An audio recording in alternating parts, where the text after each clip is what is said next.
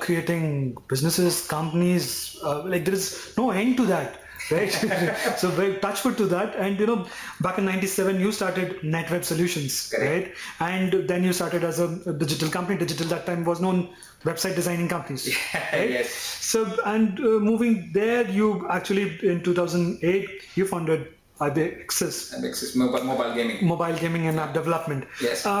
What made you start that? What was the field? So you see, most of the stuff that has I've ventured into has been either opportunistic, that I saw an opportunity and I lapped it up, or it has been accidental, right? So very first, when I started off as NetWeb Solutions, I had the pleasure and privilege of working with my uncle, who was pretty big in the education space.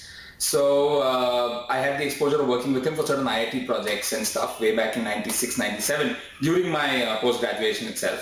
So when I came out, while I was struggling to find what I should do with life, I created an online education firm called Online 3L, which was a part of NetWeb Solutions. And I tried to take it public. I tried to take it to VCs, got a term sheet. At the age of 21, when you see 100 crores plus on a term sheet, you kind of go crazy. I saw those numbers. I said, "ये अगर 110 दे रहा है तो कोई 120 भी देगा," right? And way back in '99, that was the trend. You could take a term sheet and go to 10 more people and increase 10 crores more. So, but as luck would have it, as destiny would have it, the dot-com bubble burst happened. So all those 100 crores odd washed away with the same term sheet. And while I still have that term sheet framed with me, laminated, that at one point in time, my education business was valued at this kind of a princely fee. And so that was an accidental jump. But thereafter was another opportunity that came by, because I was trying to raise funds. I had ventured into speaking to a lot of advertising agencies to how do you market the brand, how do you promote the brand. So as you saw from my background, I'm a mathematician and plus a finance guy. Never into the side of marketing and branding and stuff, which is what I do today though. But at that point in time, I spoke to Percept Advertising. So Mr. Singh, Harinder Singh, is more like an elder brother and a mentor for me. But at that point in time, I just went across to him via some known references and asked him if he could help me with the advertising and branding pieces for us. So Mr. Singh being Mr. Singh, and the dynamism that he has, he kind of foresaw that there was a lot of potential in the digital marketing and digital branding space.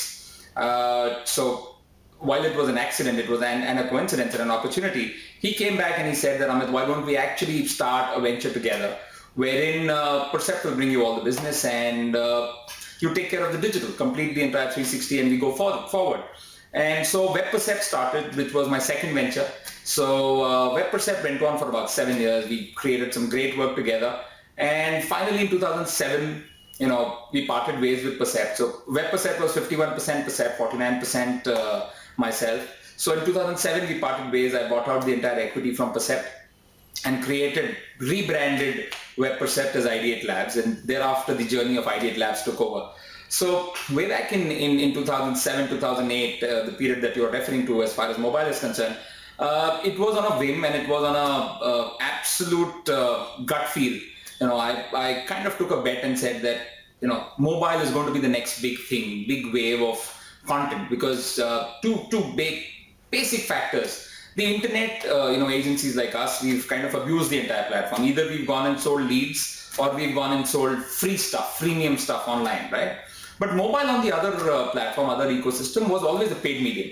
There was always revenue to be made. Even if you sent out a short message service, an SMS, you had to pay for it, right? Or you created applications and softwares, there was a price put to it.